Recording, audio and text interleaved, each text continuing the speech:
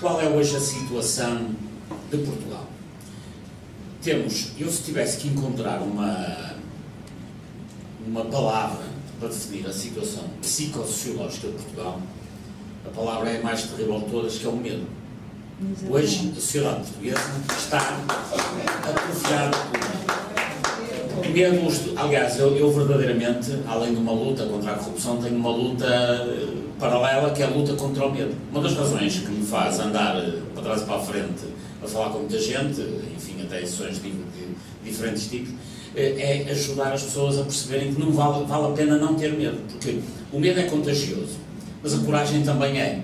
Portanto, quando as pessoas virem um exemplo de coragem, também pode ser que isso ajude. Eu já estou como o general Humberto Delgado, que dizia: eu só tenho medo que pensem que eu tenho medo. Eu estou nessa linha e acho que é fundamental que todos nós nos ajudemos a encorajar mutuamente. Porque a situação, essa é a situação das pessoas em termos gerais, porque, reparem, não sei se já sempre, eu pelo menos penso assim, e sem falsas modéstias, e eu verdadeiramente, o que eu faço na sociedade portuguesa hoje é apenas dizer em voz alta aquilo que as pessoas sussurram nos cafés. Um bocado mais informado, tenho mais umas contas e agradeço essa diferença, tenho a obrigação de saber fazer contas, porque ando a estudar matemática há muitos anos, mas verdadeiramente o que eu tento fazer é dizer em voz alta aquilo que toda a gente diz, em voz baixa, muitos porque estão com medo. E medo até de falar. Muitos sabem, hoje há repartições públicas em que as pessoas têm a lei da rolha com medo de sofrer represálias. E em Portugal não há liberdade de expressão. Isto é dramático. Esta é a situação da sociedade. E qual é a situação da política? Os políticos são todos corruptos? Não.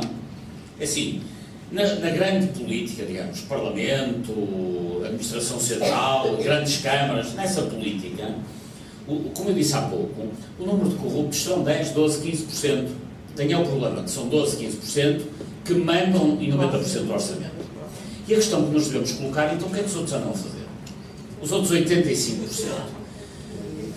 O problema dos outros 85%, e esse é o nosso grande drama, e é por isso que eu acho que com esta gente já não vamos lá, é que os outros 85% estão perfeitamente adormecidos e coniventes e cúmplices com o sistema.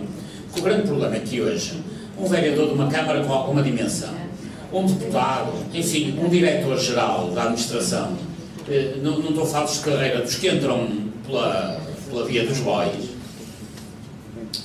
vivem como se fossem uma pequena nobreza. Não são duques nem condes, mas são aqueles barões, aliás, normalmente são muitos barões, que de facto têm umas pequenas benesses, que é, conseguem mais depressa um emprego com um sobrinho que está atrapalhado, querem fazer obras na casa da sogra na aldeia e ligam para lá e conseguem resolver o problema. Enfim, tem todo um conjunto de pequenas benesses e por estes pratos de lentilhas vendem-se e querem manter o lugar. E como querem manter o lugar a todo custo, só lhes resta vergarem-se perante aqueles que verdadeiramente mandam, que são os corruptos. O grande problema é que os mais corruptos são os que mandam mais. E este é que é o drama da política em Portugal. E depois chegamos à situação que é real. As pessoas acham que a corrupção domina o sistema político, apesar dos atores serem minoritários. Apesar dos atores serem minoritários, é a corrupção que domina o sistema. E depois, os portugueses, inteligentemente, percebem, bem, já que todos roubam, então, ao menos que eu escolha um que rouba, mas faça alguma coisa. Faz lembrar o Ademar de Barros, quando se candidatou a governador de São Paulo, a campanha dele, os cartazes diziam: Ademar de Barros, rouba, mas faz. Portugal está um pouco nessa fase. E depois o Paulo Maluf usou exatamente a mesma campanha logo a seguir. E, portanto, nós temos esse problema, que é, temos um nível de maturidade, de seriedade da política, em que as pessoas acham que todos roubam, então escolhemos que façam alguma coisa.